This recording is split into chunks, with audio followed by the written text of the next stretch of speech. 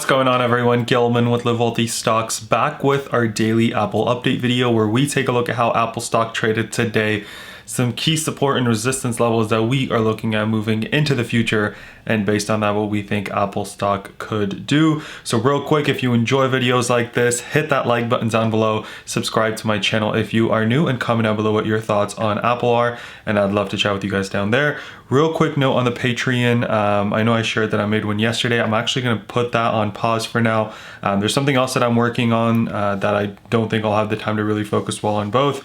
I still want to do it at some point, so maybe down the line, I'll definitely bring it up again when I think I have the time for it.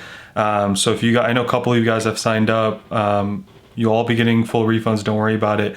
And I'll definitely let you guys know if you want to join sometime in the future. I'll still continue to make YouTube videos, but just wanted to quickly throw that out there. And then if you guys like what I'm using in the videos, it's Webull.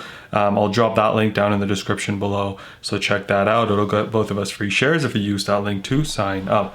So let me hit record and we will get right into it. So a little small red day for Apple overall, not looking too great there. Let me get rid of this EMA here and we'll take a look at how we traded. So yesterday, if you guys remember, we ended the day kind of in the high 136s, and then in the pre-market today, right, we looked all right, not too great. We were kind of falling towards that 136.05 level, but right out of the gate we ran and we pushed up 137.60s, came back down a little bit below VWAP, but then right back up to 137.88, and then from that point on, pretty much it was a little bit of a sell-off, profit-taking type of day. So sell-off, broke below VWAP, sell-off, kind of sideways downward, and then try to push up, couldn't even make it to VWAP, and then we went down today.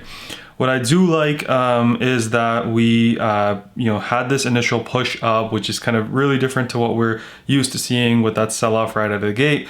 But obviously what I don't like is kind of this move downward that we saw for the second half of the day. Because we sold off more than the amount we had gone up during the day, making us red on the day.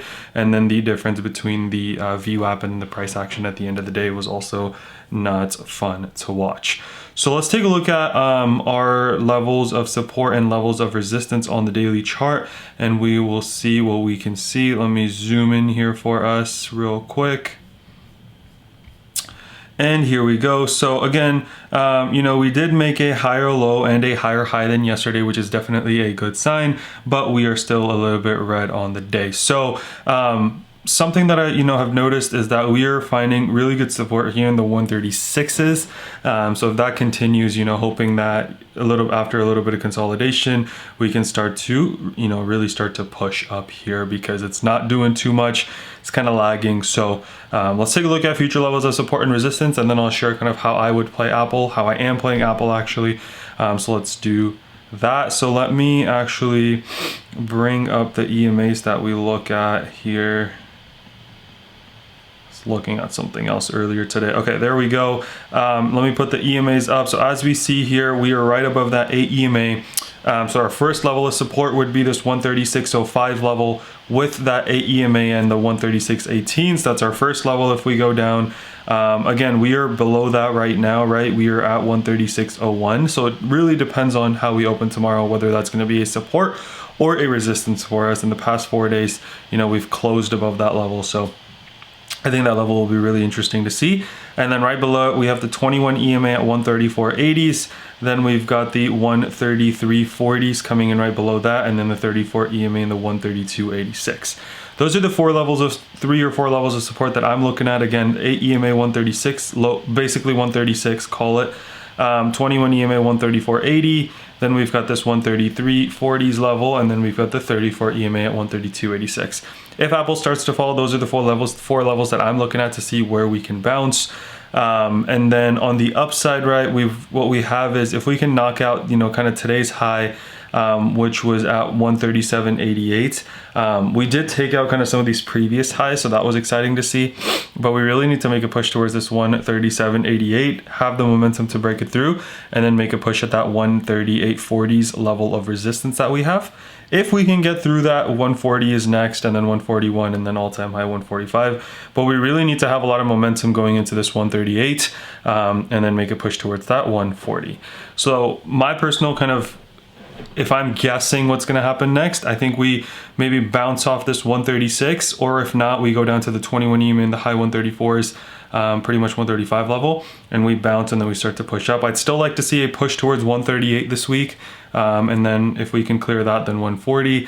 We've got 3 days to do that. I definitely think that that's doable, assuming the markets look good and assuming Apple looks good. It's been doing, you know, nothing for a couple days now, but really establishing that 136 as a good base level.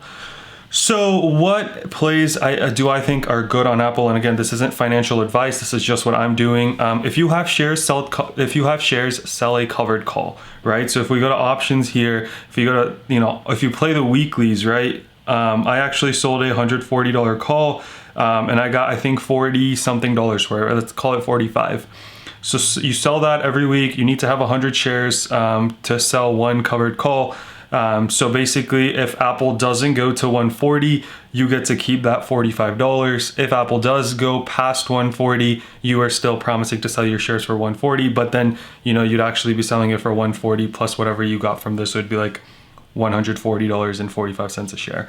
But because Apple isn't doing anything and it hasn't really hit that 140 mark for a little bit now, I felt comfortable in, you know, kind of making that call, not because I want to lose my Apple shares, but because I don't necessarily think that we get too far beyond 140 if we even hit 140 this week.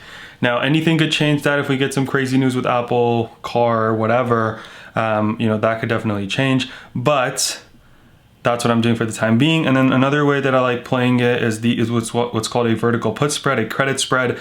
So pretty much you go to a call, but for that one, you're gonna have to go a few weeks out. But the way you do that would be like, let's say you want to sell March vertical put spreads. Let's say you think Apple is going to stay above the 130 level. So what you could do is you could sell a spread. You could sell the 130s, buy something right behind it, which pretty much means you think it's going to stay at or above 130. If you think it has solid level of support at that point, what you get would be the difference between the vertical or the put that you sell and the put that you buy, hence the word spread. And then you are capping your max loss and you are capping your max gain as well, right? So let's say you sell the 132.50s for $395 and you buy the 235 here, right? So what did you get? You got you got $395 minus 235, so that's about $1.60. So the max you could make if Apple is at or above 132.50 is that $1.60, which is $160. However, if Apple is between 132 and 127, then it's the difference between those two. So like if it's at 130, technically you lose 250, right? Because you sold that 132.50, but you got $1.60, so you're only losing like 90 cents a share, so $90. If it's below 127, as of that date, you lose all of it, right? All of it being the cap, right? So 500 minus 160 you've gotten, so 340. I don't know if this example is helpful, but I'm trying to show you guys. Let me know if you guys have any questions down in the comment section, and I'd love to explain it to you guys there. But the way this works is Apple, when you play calls, has to go up, and it has to go up fast enough for you to really be able to take advantage of it.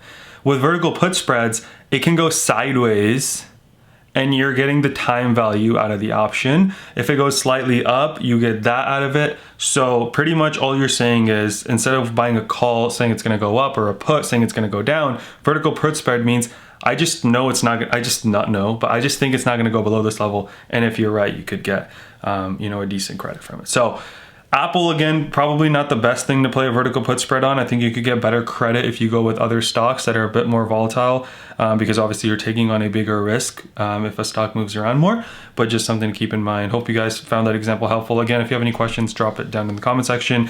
If you want to use Webull, link will be in the description below. We both get some free shares if you sign up. So hope you guys are all having an amazing start to your week. Let me know down in the comment section if there's any questions that you guys have, and I'd love to help you guys down there. Let's remember to be a bit better every single day, and until next time.